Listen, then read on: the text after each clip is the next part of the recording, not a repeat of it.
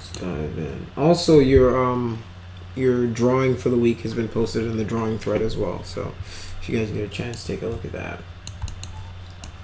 So it's gonna be the same as I started with that bell. It'll just be a cylinder. I'm just gonna, in all honesty, I could use the same cylinder from the bell to make it, but I'm just gonna start again just to give you guys an idea of how I would make this. So Alt X just to get that X-ray view, and then I would just make sure the radius matched.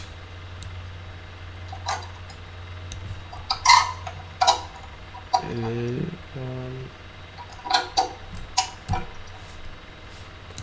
I'll turn on my wireframes. I don't need these right now. I'm going to create my own. And then I'm just going to reduce the height to where it's like the straight part. And then I can throw on an edit poly modifier on this guy. Select, deselect. And then just let's do a bevel.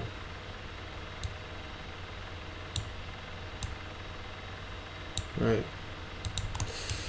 So I could go through all that, or I could. I'm holding Alt and middle mouse to rotate, as you guys can see. And it's kind of cool because like once you guys start making this, it starts to look like this 2D picture is like it's like 3D. I'm just gonna delete this top.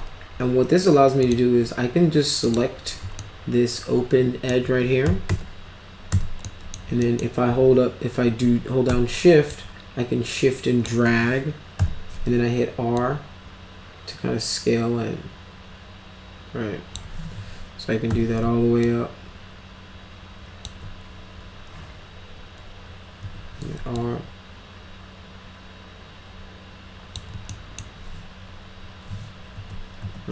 W, then shift, drag up.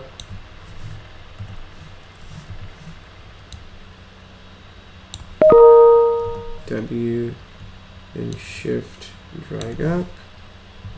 Hit R to go into my wireframe. And then I can just cap that. Alright. So now I've got my top of my bell.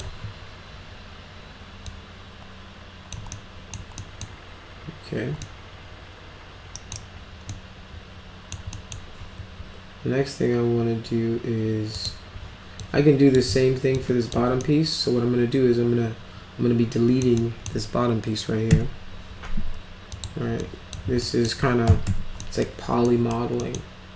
Is essentially what I'm doing right here. So I want to start matching this edge. So if I hit R, I can scale out, go back to W, right? Start to drag, and then hold down shift, hit R, matching that silhouette. That's what I'm doing, just matching that silhouette, right? Hold down shift, drag down, hit R, scale it in. W to go to your move tool, shift, drag down, hit R, you're scaling back in. Alright, so we're building this from scratch. We're building from this 2D image what we need. So FC, and then I think I'll just do one more. So I'll hold down shift again, go like that, and then just actually I'm gonna cap it. I'm gonna do Alt Q so that I can isolate it and get it by itself. Alright, now that I've isolated it, right, Alt Q toggles it to go by itself. So now if I do TZ or V, and I can go to the bottom view, if I hold down R and then hold down Shift, I can scale these guys in like so. So now that I've scaled it in a little bit, I can just now scale it, keep scaling it down till these lines meet. And now if I hold down Control and select my vertex mode, it automatically selects those. It converts that selection of the edge into the vertice. So now I can right click and then I can just weld those together, make sure that these are welded. So the way to do that, you know, I make sure it's okay. It goes from 252 to 244. That means it's welding all of those edges together. So now that we've got that,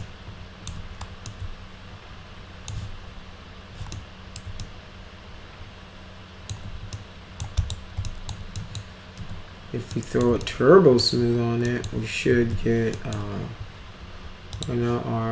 you can see, because I created my own because I'm creating my own edges from scratch, it has no smoothing groups on it. You can tell that because this is, you know, remember we started with a cylinder, right? This cylinder has one smoothing group on it, but because I started creating my own, it doesn't have any smoothing groups assigned to it yet. So that's why these portions look faceted and this portion looks smooth, because this has its own smoothing groups and each individual polygon after that has its own smoothing group. So that's something you guys should keep in mind when you're like, wait, why does mine look so ugly and weird right now?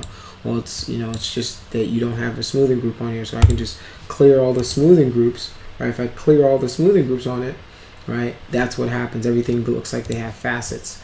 And if I turn back my auto smooth 45, and then it's gonna put those smoothing groups back on there, right? So that's another thing you guys should always keep in mind whenever you guys are modeling things. So I've got this weird fat thing right here going on. So let's see what's happening here.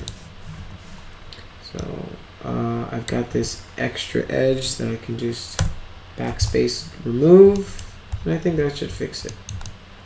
All right, so that is good to go. So I'm gonna wanna fix this top somehow, but I don't know how I want to do it yet. So let's turn on the turbo smooth and see what it looks like, because it might give us some, yeah, it's gonna give us a weird starfish thingy that I do not like. So I don't like that starfish at all. And can you guys see that? Can you guys see that starfish? Yeah. So that's going to be an issue whenever it comes to shading. It's because, you know, like I was telling you guys before, if we have unconnected edges, you're going to have issues with your shading. So you want to find a way to connect those. So what I can do is, let's do one inset, and then hit Control, and I'll just Control select my verts. What I would usually do is, because I have it set to a hotkey, which is collapse, but you can right click it and then collapse is right up there. But if I hit Control X on my keyboard, it collapses those verts for me. I'm gonna maybe pull it up a little bit and see what it does. See if I get a better. Alright, so it's a little better, but I've still got this weird one there. So right, this starts to get to where it becomes a preference. So I can also do this. I can do what I did at the bottom, where we just that way, this way. All right, so and see if this is a better solution. Weld. Yes.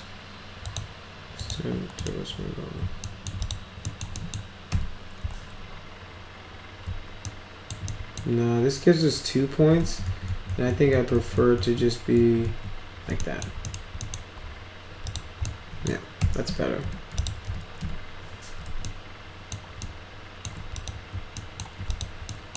And I can just move that point in, and it should take care of that as well. Let's just move this in.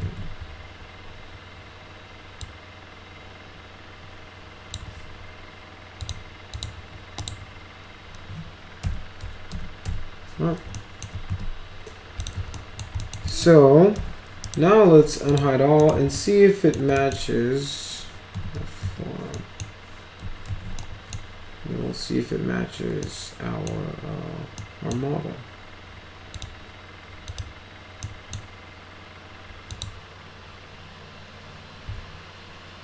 I think if you look closely, you can see that this silhouette is a little different. So I think we need to add an edge loop right in here. So if I hit Alt and Y, I can throw an edge loop right there with my Swift loop. For you guys, the grannies out there, it's right there.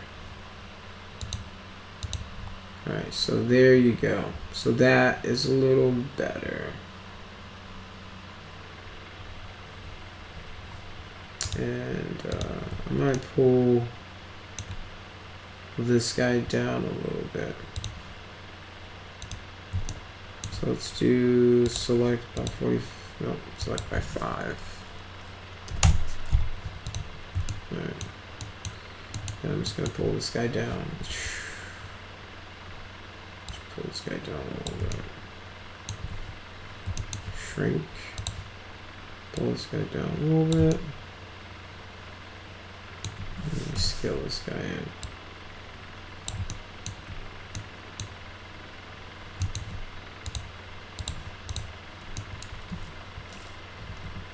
Alright. Alright, so that's that guy. And then the next part we'll be building this this tree stem, or this tree trunk. Alright. So I'm just gonna hide this selection. And then we're going to do the same thing. We're going to start with a cylinder.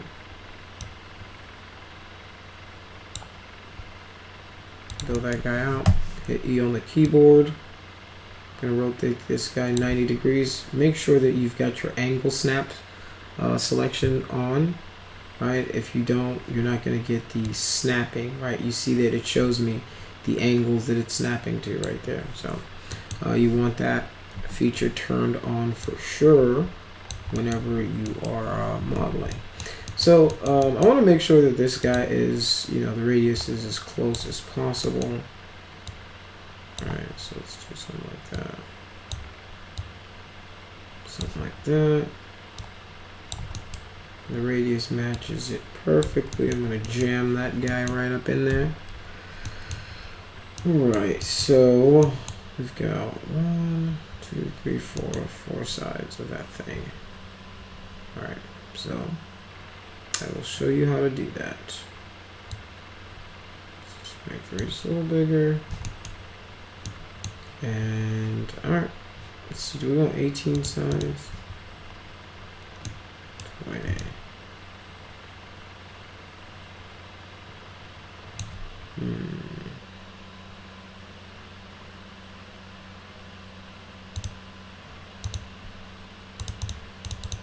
Maybe we want 12 sides. 12. Right, this is like the dilemma all the time is how many sides to use whenever you're creating. I always err on the side of enough to do what I need to do. So if I know that I'm going to pull out this geometry right here, and right here, I want to find a number that's going to give me the amount of polys I need to do just that. So I'm kind of planning ahead so that it makes my work a lot easier whenever I need to do that. So I think 12 should be enough. Let's go to edit poly and see what we got. So I'm just gonna delete this guy, select this edge. So I'm just gonna then start building like so. Alright, and then build like so. But now I think there we go. 3, 4. Alright, so giving me that space in between. And then I can just do like an extrude, like so. Alright. And then, yes. And then I can select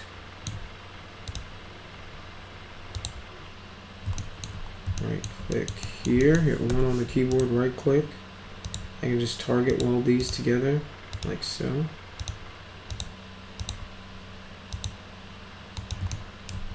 Right, and then just pull this like that.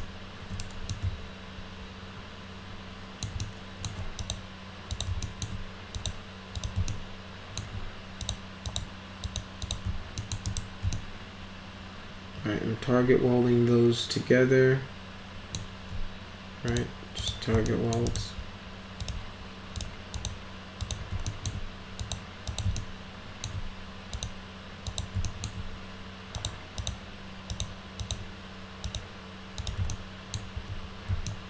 I could have used them, but I think target welding was the best option. So now I can just hit 1 on the keyboard, hit Alt and X, hit 1, and then I'm just going to start matching that silhouette to it. Alright, so just pull this guy out.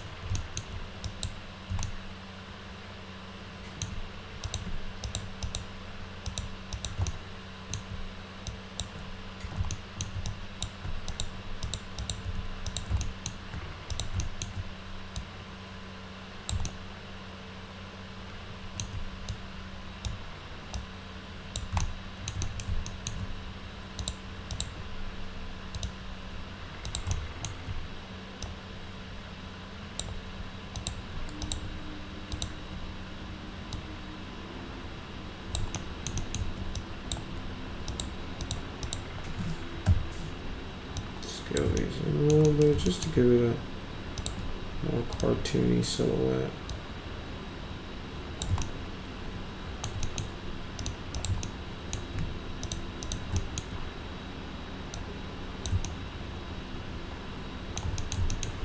So let's throw a turbo smooth on this guy and see what we're getting. Alright, so here's the thing about turbo smooth though. You want to delete this top, and I'll show you why. And I'm just gonna leave that. Let's see if I do Alt Y. Might want to throw an edge loop in here, like so. Now let's do this turbo smooth. All right, so here's our tree. Right now we're getting that shape. So let's unhide all. Okay, let's actually hide these two. It's a purple and then the white. Okay. The purple and the white and this and that. So let's hit M on the keyboard to pull up our materials.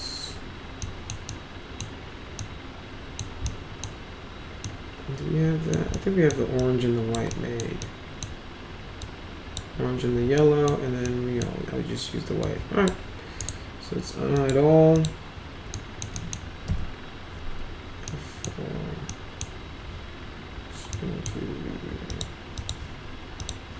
Let's do this for you.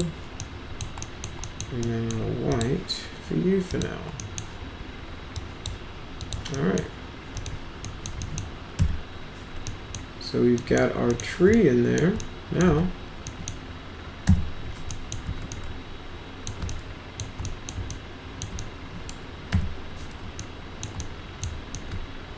All right.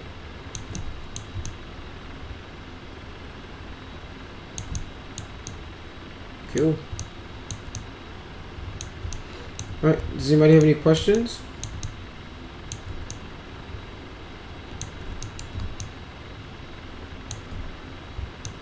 No questions?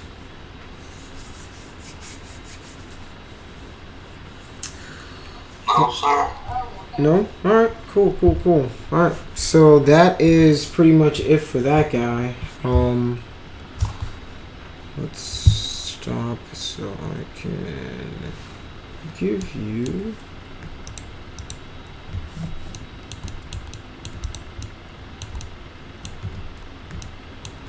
What I can do is actually I can align this and make it the center of it, and then I can just pull this down like that. Just to make sure I have a center to it. So unhide all.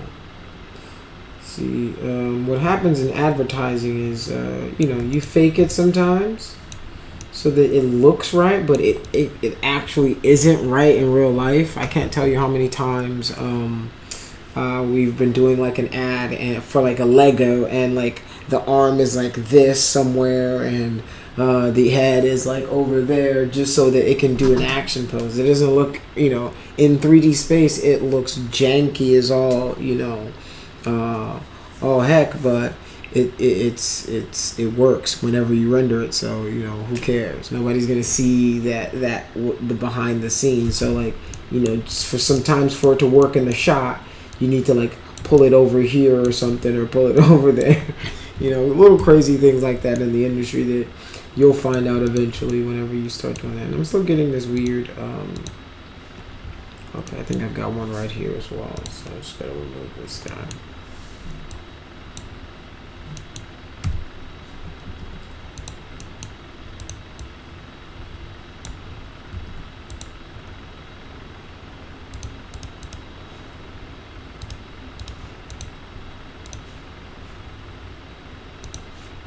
Yeah, so that is selected.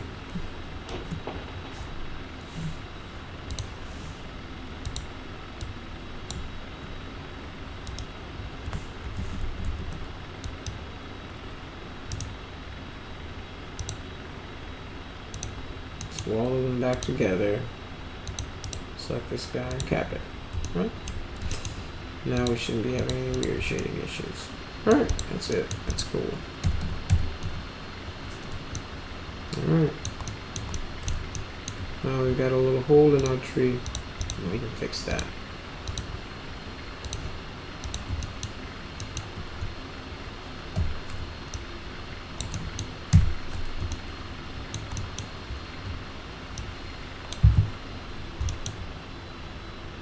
Right, the idea of this stuff is that if we build it low enough, right, we build it low, relatively low, that we can, all we need to do in the end is just turbo smooth it, and it's gonna,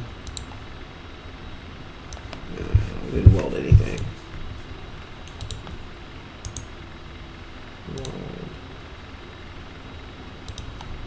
And in some cases, you can even use your kind of base mesh as a low poly to cast your normals off of in the end. You know, if you do it right enough and you think, you know, ahead enough, you can really start to maximize your stuff. So this is our low poly without turbo smooth. Here's what happens when we turn on turbo smooth. Alright, turn it on too. Boom. Alright, so everything's cleaned up, no hole at the bottom. Model's ready to go.